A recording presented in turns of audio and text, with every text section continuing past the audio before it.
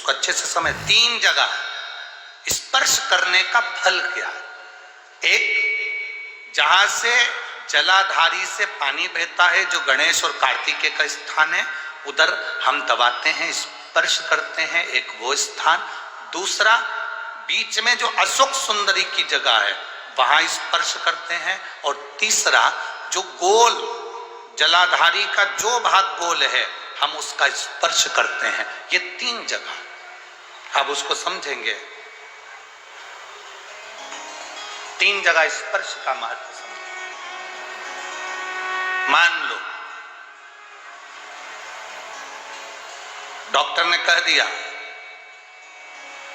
कि तुम्हारे गर्भ में जो बच्चा है उसके हृदय में छेद है, तुम्हारे गर्भ में जो बच्चा है इसकी धड़कन नहीं आई है, तुम्हारे गर्भ में जो बच्चा है वो मानसिक विकलांग लगता है, तुम्हारे गर्भ में जो बच्चा है सोनोग्राफी करने के बाद में, अल्ट्रासाउंड करने के बाद में कोई डॉक्टर कहे कि तुम्हारा बच्चा ऐसा है, उस समय पर तुम्हें एक प्रतिक्रिया प्रारंभ करना चाहिए।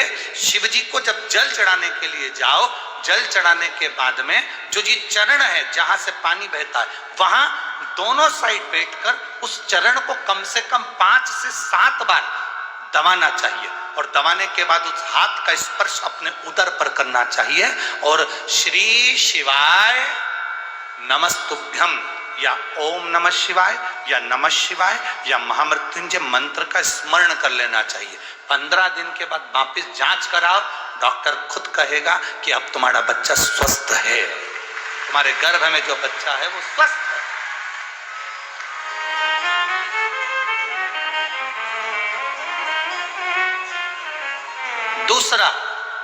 दूसरा स्पर्श, शिवलिंग, जलाधारी, दोनों चरण, बीच में अशोक सुंदरी। दूसरा स्पर्श है अशोक सुंदरी का। किसी लड़के की उम्र, किसी लड़की की उम्र 35 साल हो गई, 40 साल हो गई, 25 साल हो गई, 30 साल हो गई, विवाह का कोई योग नहीं बन रहा।